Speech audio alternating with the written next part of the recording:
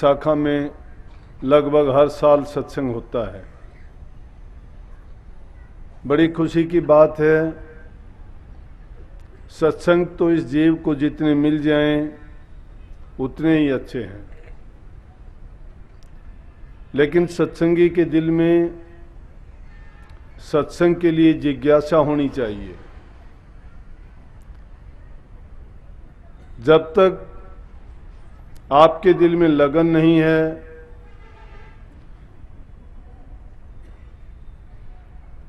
तब तक उस चीज का हमें पूर्ण लाभ प्राप्त नहीं होता।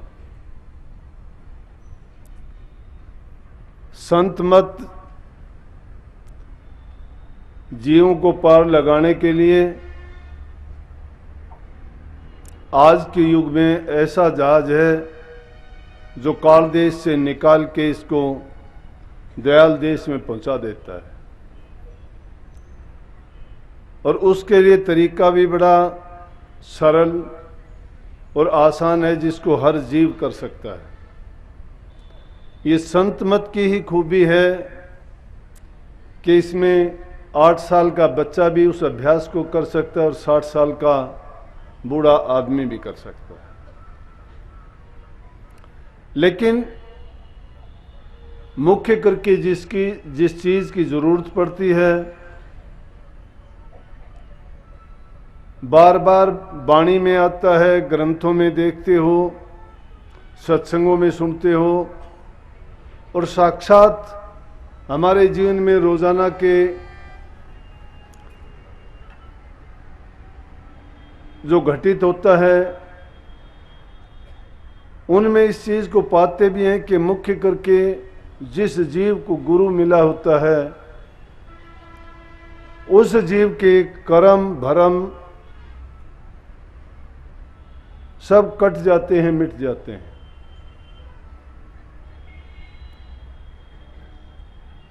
नहीं तो जिस जीव को गुरु नहीं मिला या जो संत मत की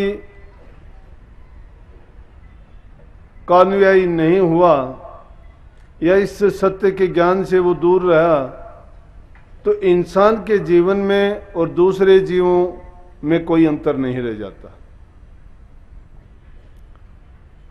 क्यों नहीं रह जाता? कि उन जीवों के लिए परेशानी है कि उनको कोई ये बात समझाने वाला, बताने वाला,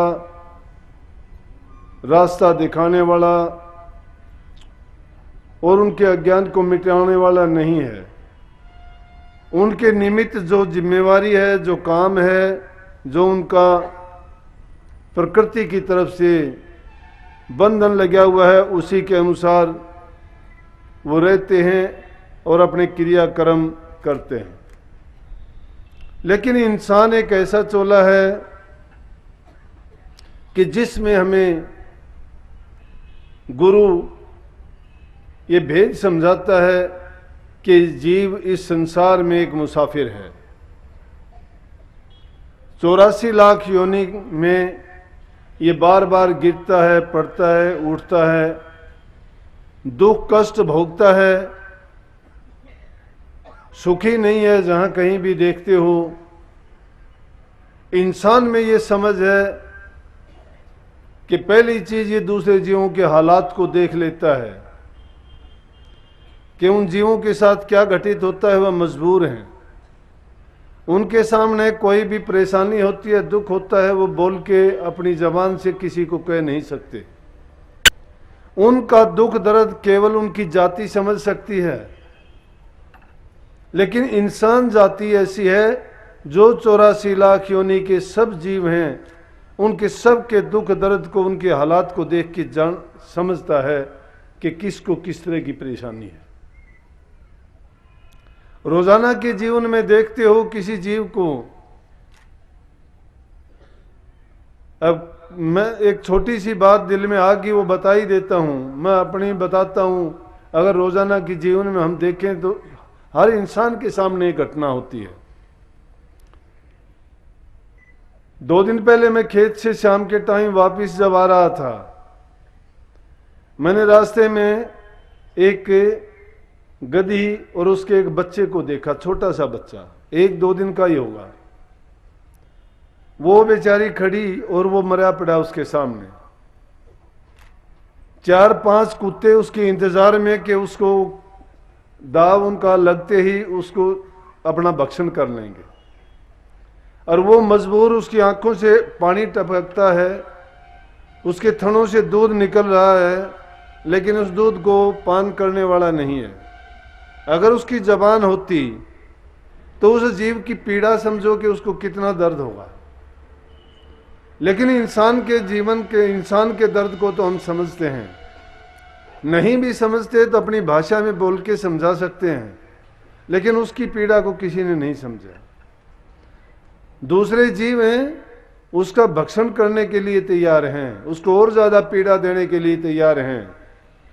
संसार का सिलसिला है, किसी को पैदा करता है, उसी से उसका बंधन भी है, मोह भी है, और ये ऐसा प्रकृति की तरफ से बना हुआ है, हो भी जाता है। प्रकृति के नियम के मुताबिक सबको है, लेकिन उसको मोह के तोड़ने का भी ज्ञान नहीं बता सकता कोई। उस पशु को हम नहीं समझा सकते कि तेरा इतना ही साथ था, उसको हम नहीं बता सकते कि तेरा और इसका इतना ही लेना देना था संसार में, कि इसने तेरे पेट से पैदा होना था, 1-2 दिन तेरे साथ रहना था, अब इसको जुदा हो जाना था। इंसान इस चीज को समझता है, क्योंकि हर जीव अपना अपना कर्म लेके संसार में आया है। इस 84 लाख के कारोबार में जिस जीव को भी देखते हो, ये अपने प्रारब्ध कर्म को साथ लेके आया है। अभी इस शब्द में आई थी ने कि पूरा सतगुरु उसको समझो जो कर्म की रेख पर मेख मारते। तो दूसरे जीवों में कर्म की रेख पर मेख नहीं लगती। संत जीव पर दया करते हैं, निश्चित रूप से करते हैं। जिनके प्रति संतों के दिल में दया आई, उस जीव के कल्याण होने में कोई संदेह नहीं रहता। लेकिन